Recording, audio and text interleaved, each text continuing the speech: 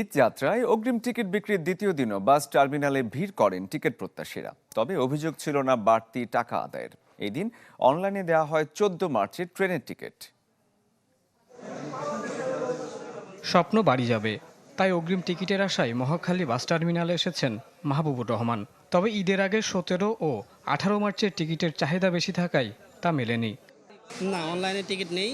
আমরা ফেসবুকে ওনাদের অফিসিয়াল যে পেজ আছে সেই পেজ দেখে আসছি যে ওনারা টিকিট ছেড়ে দিয়েছে।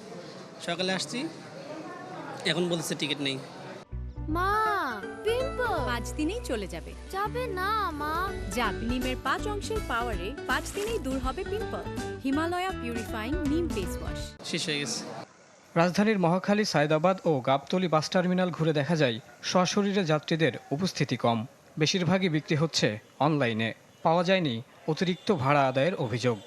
সবাই 18 তারিখ 17 তারিখ এদিকে ঢুকছে বেশি, আর 19 তারিখেরটা একটু চাপ কমের জন্য এই জন্য খুব সহজেই পাইছে। আজকে আমরা মোটামুটি 18 তারিখ 17 তারিখের ম্যাক্সিমাম টিকিট বিক্রি হয়ে গেছে। এখন সীমিত কিছু আসন আছে। এদিকে শতভাগ অনলাইনে বিক্রি হচ্ছে রেলের টিকিট।